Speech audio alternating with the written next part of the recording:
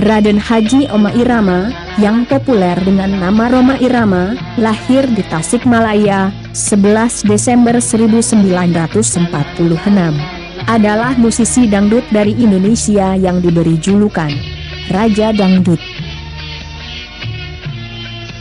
Pada tahun 70-an, Rhoma sudah menjadi penyanyi dan musisi ternama setelah jatuh bangun dalam mendirikan band musik, mulai dari band Gaihan tahun 1963. Tak lama kemudian, ia pindah masuk Orkes Chandra Lekha, sampai akhirnya membentuk band sendiri bernama Soneta, yang sejak 13 Oktober 1973 mulai berkibar. Bersama grup Soneta yang dipimpinnya, Rhoma tercatat pernah memperoleh 11 golden record dari kaset-kasetnya. Berdasarkan data penjualan kaset dan jumlah penonton film-film yang dibintanginya, penggemar Rhoma tidak kurang dari 15 juta atau 10% penduduk Indonesia. Ini catatan sampai pertengahan 1984. Tak ada jenis kesenian mutakhir yang memiliki lingkup sedemikian luas. Sementara itu, Rhoma sendiri mengatakan, "Saya takut publikasi. Ternyata, saya sudah terseret jauh." Rhoma Irama terhitung sebagai salah satu penghibur yang paling sukses dalam mengumpulkan massa. Rhoma Irama bukan hanya tampil di dalam negeri, tapi ia juga pernah tampil di Kuala Lumpur, Singapura, dan Brunei dengan jumlah penonton yang hampir sama ketika ia tampil di Indonesia. Sering dalam konser Rhoma Irama, penonton jatuh pingsan akibat berdesakan. Orang menyebut musik Rhoma adalah musik dangdut, sementara ia sendiri lebih suka bila musiknya disebut sebagai irama Melayu. Pada 13 Oktober 1973, Rhoma mencanangkan semboyan Voice of Muslim atau Suara Muslim, yang bertujuan menjadi agen pembaru musik Melayu yang memadukan unsur musik rock dalam musik Melayu serta melakukan improvisasi atas aransemen, syair, lirik, kostum, dan penampilan di atas panggung. Menurut Ahmad Albar, penyanyi rock Indonesia, Rhoma pintar mengawinkan orkes Melayu dengan rock. Tetapi jika kita amati ternyata bukan hanya rock yang dipadu oleh Rhoma Irama tetapi musik pop, India, dan orkestra juga. Inilah yang menyebabkan setiap lagu Rhoma memiliki cita rasa yang berbeda. Bagi para penyanyi dangdut, lagu Rhoma mewakili semua suasana, ada nuansa agama, cinta remaja, cinta kepada orang tua, kepada bangsa, kritik sosial, dan lain-lain. Rhoma juga sukses di dunia film, setidaknya secara komersial. Data PT Perfin menyebutkan, hampir semua film Rhoma selalu laku. Bahkan sebelum sebuah film selesai diproses, orang sudah membelinya. Satria Bergitar, misalnya. Film yang dibuat dengan biaya 750 juta ini, ketika belum merampung sudah memperoleh pialang 400 juta. Tetapi, Rhoma tidak pernah makan dari uang film. Ia hidup dari uang kaset, kata Denny Muharam, kakak Rhoma, yang jadi produser PT Rhoma Film. Hasil film tersebut antara lain disumbangkan untuk masjid, yatim piatu, kegiatan remaja, dan perbaikan kampung. Ia juga terlibat dalam dunia politik. Di masa awal Orde Baru, ia sempat menjadi maskot penting P3, setelah terus dimusuhi oleh pemerintah Orde Baru karena menolak untuk bergabung dengan Golkar. Rhoma sempat tidak aktif berpolitik untuk beberapa waktu, sebelum akhirnya terpilih sebagai anggota DPR mewakili utusan golongan, yakni mewakili seniman dan artis pada tahun 1993. Pada pemilu 2004, Rhoma Irama tampil pula di panggung kampanye PKS. Rhoma Irama sempat kuliah di Universitas 17 Agustus Jakarta, tetapi tidak menyelesaikannya. Ia sendiri mengatakan bahwa ia banyak menjadi rujukan penelitian, ada kurang lebih 7 skripsi tentang musiknya telah dihasilkan. Selain itu, peneliti asing juga kerap menjadikannya sebagai objek penelitian seperti William H. Frederick, Doktor Sosiologi Universitas Ohio, Amerika Serikat, yang meneliti tentang kekuatan popularitas serta pengaruh Rhoma Irama pada masyarakat. Pada bulan Februari 2005, ia memperoleh gelar Dr. Honoris Causa dari American University of Hawaii dalam bidang dangdut. Namun gelar tersebut dipertanyakan banyak pihak, karena universitas ini diketahui tidak mempunyai murid sama sekali di Amerika Serikat sendiri, dan hanya mengeluarkan gelar kepada warga non-Amerika Serikat di luar negeri. Selain itu, universitas ini tidak diakreditasikan oleh pemerintah negara bagian Hawaii.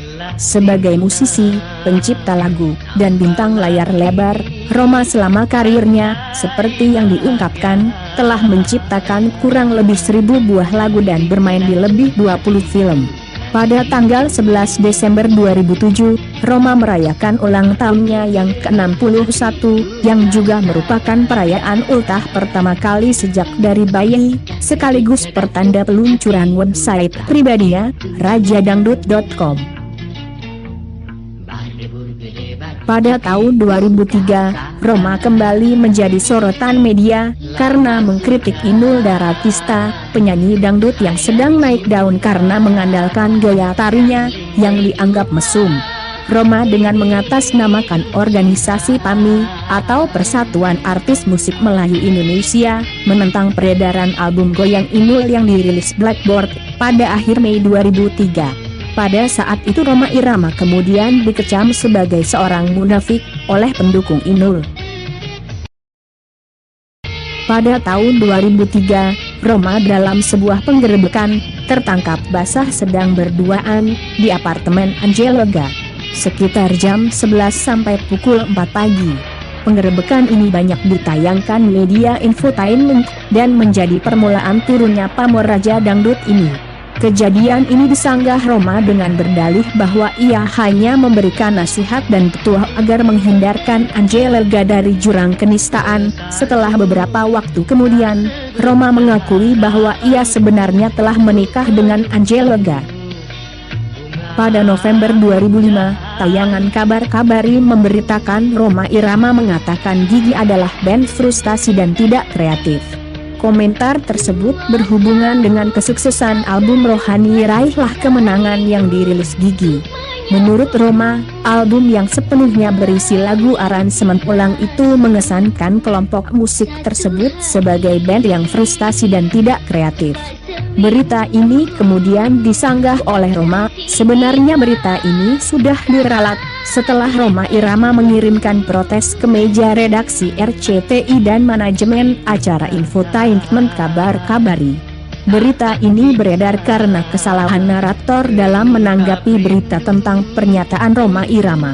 Dan Rhoma Irama sendiri dengan band Gigi tidak ada masalah.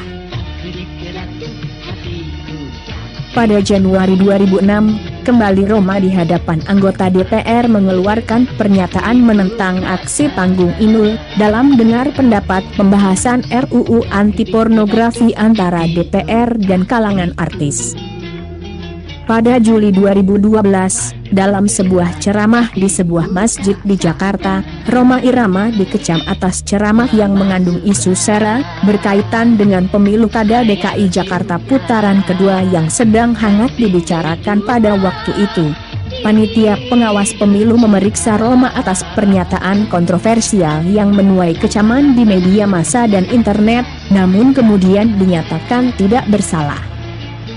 Pada akhir tahun 2012, publik dikejutkan dengan pernyataan bahwa Rhoma Irama siap maju sebagai calon presiden 2014.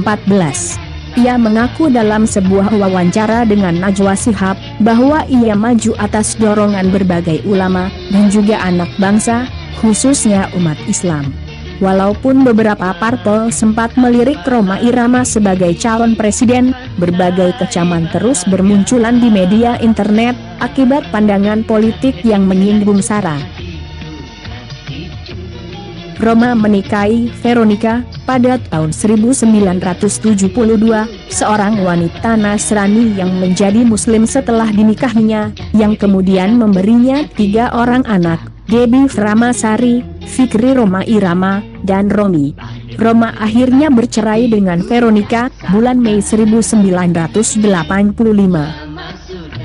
Sebelum bercerai, sekitar setahun sebelumnya, Roma menikahi Rika Rahim, juga seorang wanita Nasrani yang kemudian menjadi Muslim setelah dinikahinya. Lawan mainnya dalam beberapa film seperti Melodi Cinta, Badai di Awal Bahagia, Kamelia, Cinta Segitiga, Pengabdian, Pengorbanan, dan Satria Bergitar.